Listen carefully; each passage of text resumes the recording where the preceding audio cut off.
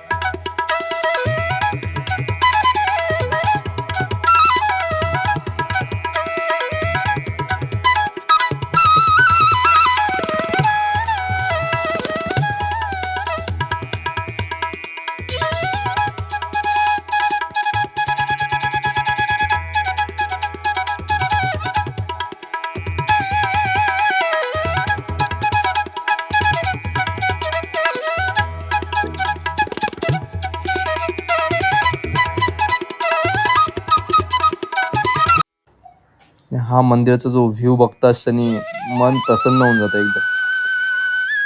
खूप मस्त असं केलेलं आहे मंदिर. खूप म्हणजे खूप मस्त असं केलं आहे मंदिर. आणि एवढा मोठी जागा आहे ना, म्हणजे आजूबाजूचा परिसर खूप भारी केलेलं आहे. मला ॲक्चुअली मंदिराच्या आतमध्ये पण कव्हर करायचं होतं, बट तिथे आधीच पोस्टर लिहिले होते, की मंदिराच्या आतमध्ये फोटोग्राफी वगैरे अलाउड नाही. सो मी नाही केलं. एंट्रन्सपर्यंत गेलो व फोटोग्राफी बंद केली. बिकॉज ज्यांचे रिस्ट्रिक्शन असतात ते पाळलं पाहिजे आपण देखील.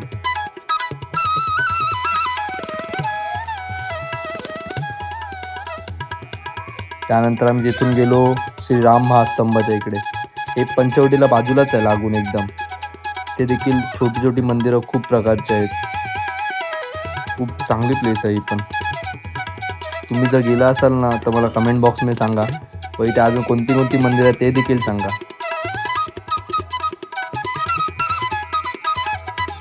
अशा प्रकारचे इकडे बघा शिवलिंग पण खूप दिसतील तुम्हाला. माणसं आम्ही मधल्या दिवशी गेलो, बट तरी पण माणसं एवढी होती ना, खूप चांगले. म्हणजे आपल्याला वाटतं की लोकं फिरत नाही, बट लोकं खूप फिरतात. वार बघत नाही. म्हणजे आपण कसं सॅटर्डे संडे बघतो ॲज युजुअल, की सुट्टीचा दिवस भेटेल व आपण जाऊ. बट असं काही नाही. वीकेंड्सला आणि वीकडेला दोन्ही टायमाला गर्दी असते अशा ठिकाणी.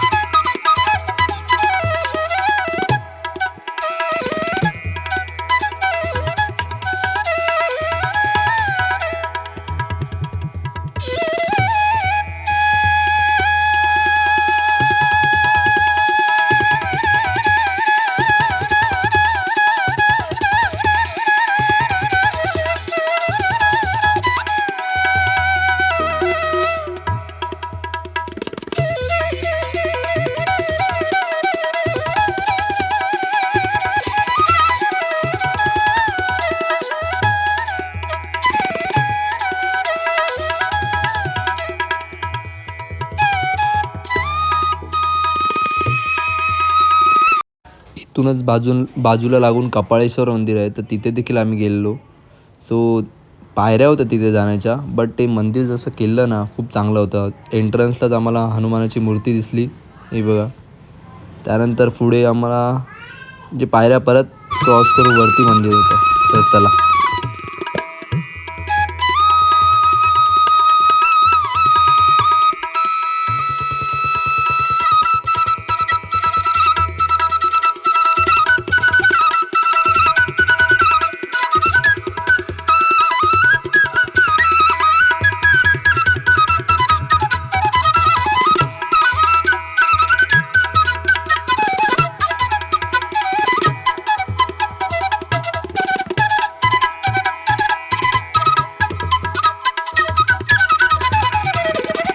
कपालेश्वर महादेव मंदिर पंचवटी नाशिक. हे पण मंदिर खूप सुंदर आहे. खूप म्हणजे खूप सुंदर आहे. मंदिराचा तुम्हाला परिसर दाखवतो मी आजूबाजूचा. तर मस्त आहे. तिथे ना मंदिराचं सगळं लिहिलं होतं, म्हणजे कपालेश्वर महादेव कथा जी होती ना ती पूर्ण लिहिलेली होती. आणि त्यानंतर हा मंदिराचा व्ह्यू, चारी बाजूने जे मंदिर केलेलं आहे ना अप्रतिम. मेन म्हणजे याची कलाशैली होती, म्हणजे बनवताना मंदिर कसं आयडिया करून बनवली असेल हेच मला समजत नाही. बिकॉज आता सर्व इंटिरियर वगैरेवाले होते, तेव्हा कसं त्यांनी मॅनेज केलं असेल एवढं मोठं मंदिर बांधणं. खरंच चॅलेंजेस खूप होते तेव्हाच्या वेळी. तेव्हा छोटी छोटी मंदिरं पण मस्त बांधलेली आहेत एकदम. हे मंदिराचं पूर्ण साईडचं पूर्ण नक्षीकामचं मंदिर आहे, पूर्ण नक्षीकाम.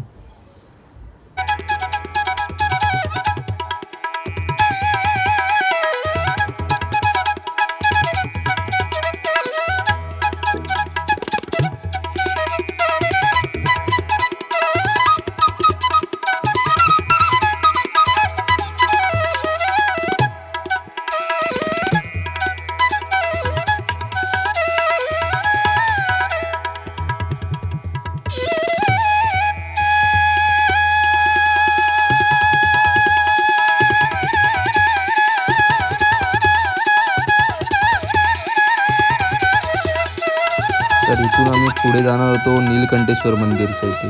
तर हे बघा मस्त मंदिर आहे हे पण देखील,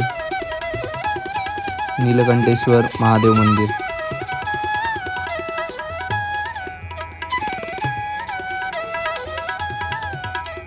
इथे जेवढी मंदिर आहेत ना सर्व म्हणजे जुन्या टाईपचे व प्राचीन मंदिर आहेत. हे एक नंतर सिद्धिविनायक मंदिर होतं, आम्हाला गुफेतनं जावं लागलं, बट खूप मस्त वाटत होतं हे पण. ह्याच्यात बाजूलाच आहे, म्हणजे त्या मंदिराच्या अपोजिटच बरोबर आहे. बघा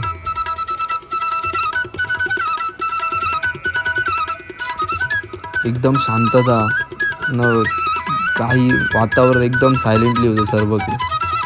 खूप चांगलं वाटलं आम्हाला.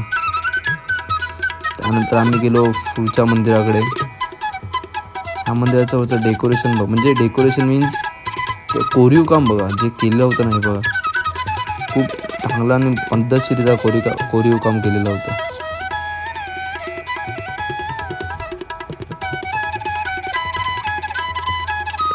तर ह्या मंदिरामध्ये मी गेलो कारण का इकडे लिहिलं नव्हतं फोटोग्राफीवर अलाउड आहे की नाही. आणि मी तिकडे एक छोटीशी क्लिप काढली की तुम्ही पण बघू शकता असं मंदिर कसं आहे. हो हे बघा मंदिर खूप मस्त अशा प्रकारे मंदिर आहे तिथली.